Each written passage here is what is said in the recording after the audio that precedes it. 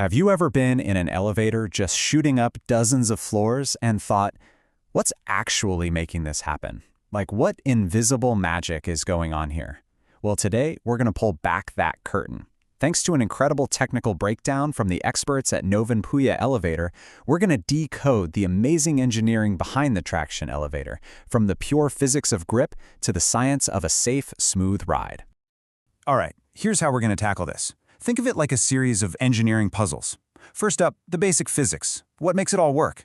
Then we'll get into the real science of grip, how the grooves are designed, the gearing for power, and finally, how these things are built to run for literally millions of trips. So this is it. This is the big question, right? The one every elevator engineer has to answer. It sounds kind of crazy when you think about it. You've got this massive car full of people hanging from a few steel cables. What keeps it from just slipping? And the answer is just so elegant. It's not about brute strength or just winching something up. It's all about the physics of traction. And this, right here, is where the real genius of the whole system kicks in. You know, it really all comes down to this one simple but crucial point of contact. You've got a powerful motor that turns this big grooved wheel. It's called a sheave. And it's the carefully engineered friction in those grooves that grips the ropes and lifts the car. It's not like a fishing reel winding up the line. It's just pinching it with incredible force. Okay, but controlled friction is way easier to say than to do. If you have too little friction, the ropes are going to slip. Too much, and you'll just tear up the ropes and the wheel. So how do engineers get it just right? Well, it turns out they use a bit of math from the 18th century. Meet the Euler-Idle-Wine equation. Now, don't let the symbols scare you. This is basically the secret recipe for grip. It's the mathematical blueprint that tells engineers exactly how much of a load difference the system can handle before those ropes even think about slipping. It's the core of elevator safety. So let's break down the ingredients in that recipe. Mu is just the coefficient of friction. Think of it as how sticky the steel rope is against the iron wheel. Alpha is the wrap angle. The more the rope hugs the wheel, the more grip you get. Simple enough. And beta is the shape of the groove itself. A really sharp V-shape can create this powerful wedging effect. All of these things work together to manage the tension between the car on one side and the heavy counterweight on the other. And here's the bottom line. This whole thing is a balancing act. If the car side gets too heavy compared to the counterweight side, the rope will slip. So the entire design, from the materials to the shape of the grooves, is about manipulating those variables to keep everything in a perfect, safe equilibrium. So, let's zoom in on one of those key ingredients, the groove. I mean, it seems like such a small detail, but the exact shape of that little channel where the rope rests is one of the most critical decisions in the entire system. And that brings us to the next big engineering puzzle. You need a shape that's going to grip that rope like crazy, but at the same time, you need that very expensive steel rope to last for decades. It's this classic engineering trade-off. You want maximum grip, but you also need maximum lifespan.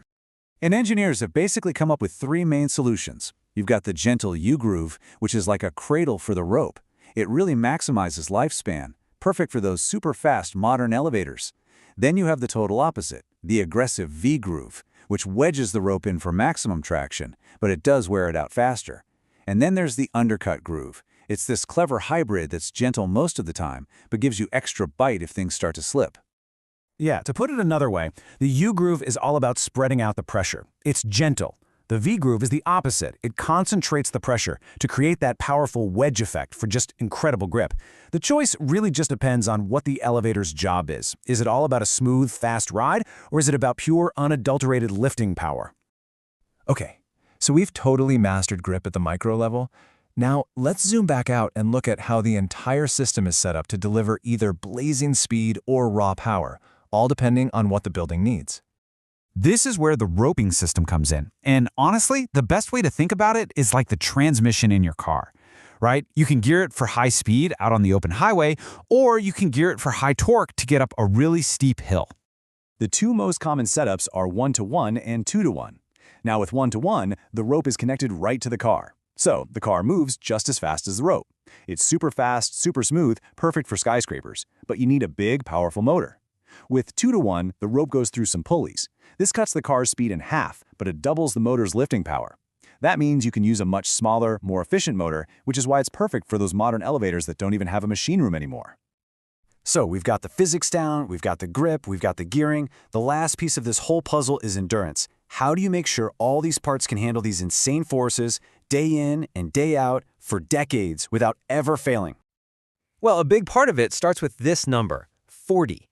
This number is like a golden rule in elevator design. It's totally non-negotiable. This is what's known as the D/D ratio, and it just means the diameter of that big wheel, the sheave, has to be at least 40 times the diameter of the rope. So, why 40? Well, if you bend the rope any tighter than that, you start to fatigue the steel, kind of like bending a paperclip back and forth until it snaps. This single rule is a huge reason these systems last so long. And of course, the materials themselves are absolutely critical. The sheaves are made from this incredibly tough stuff called ductile cast iron. Then, the surfaces of the grooves get a special treatment, induction hardening, which creates this super resilient outer skin. And holding it all together are these amazing high-precision bearings. They're the real unsung heroes, letting these massive systems spin smoothly and quietly year after year. So as you can see, absolutely nothing here is left to chance. From that fundamental math equation for grip all the way down to the microscopic hardness of the wheel, every single detail is part of this complex, interconnected system, and it's all designed for one purpose: to get you from point A to point B safely, efficiently, and smoothly. But after all of that, all the meticulous math, the advanced materials, the precision manufacturing, there is still one major, unpredictable variable that engineers can't fully control. What do you think it is? It's us, the passengers. The constantly changing load inside that car is the final dynamic piece of this incredible engineering puzzle. So the next time you step into an elevator, you're not just getting a ride. You're becoming part of one of the great, unsung marvels of modern engineering.